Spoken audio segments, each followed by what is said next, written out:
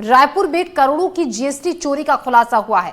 170 से ज्यादा फर्जी फॉर्म बनाकर जीएसटी चोरी की गई। 1.5 करोड़ से ज्यादा रुपए और 400 ग्राम सोना जब्त हुआ है। 26 फर्जी फॉर्म से 822 करोड़ का ईवे बिल बनाया, जबकि रिटर्न में 106 करोड़ का टर्नओवर दिखाया गया। जीएसटी की बीआईयू टीम ने मास्टरमाइंड को दबोच लिया है। तो रायपुर में करोड़ों की जीएसटी का खुलासा हुआ है। इस खबर पर नीलेश हमारे सहयोगी हमारे साथ बने हैं। नीलेश, 170 से ज्यादा फर्जी फर्म बनाकर जीएसटी की चोरी हुई है। पूरा मामला एक बार हम आपसे जानना चाहेंगे विस्तार से।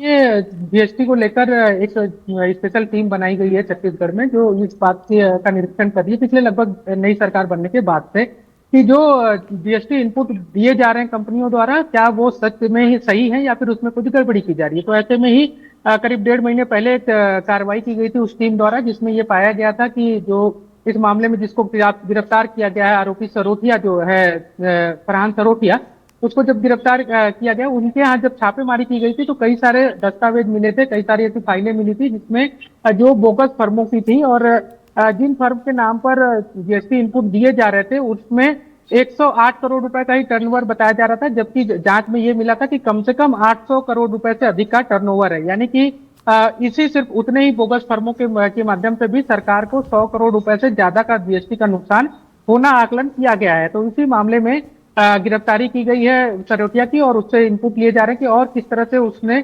जो है गड़बड़ियां की हैं और इसमें कौन कौन लोग शामिल हैं।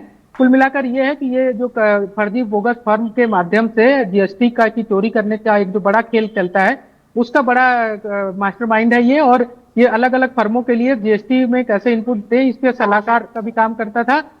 ईवे बिल फर्जी तरीके से बनाए जाते थे जिससे कि जीएसटी का नुकसान सरकार को होता था। और इसके लिए इसके पास से कई सारे दस्तावेज ऐसे भी मिले हैं जो केवाईसी से जुड़े हैं, जो अलग अलग किसी से किरायानामा बनाने को लेकर जो किरायानामा से जुड़े दस्तावेज होते हैं वो मिले हैं फर्जी तरीके से।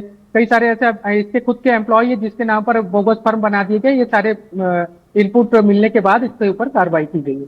नीलेश, अभी एक शख्स इसमें गिरफ्तार हुआ है जो मास्टरमाइंड बताया जा रहा है। क्या कुछ और गिरफ्तारियां भी इसमें पहले हुई हैं? इस पर्टिकुलर इस केस में सिंपल एक ही गिरफ्तारियां हुई हैं, लेकिन जीएसटी की इस तरह की कार्रवाइयों के मामले में पिछले लगभग 6 महीने में 5 से ज्यादा गिरफ्तारियां हो चुकी हैं अलग अलग फर्मों को लेकर। ये केस अलग है, लेकिन इसी तरह के जीएसटी चोरी के मामलों में पिछले 6 महीने से में 5 से ज्यादा ऐसे बड़े कारोबारी भी हैं जिसमें जिनकी गिरफ्तारी की गई है और अलग अलग जगहों से की गई है राज्य में, जो जीएसटी के बड़े पैमाने पर चोरी का जिनके ऊपर आरोप है।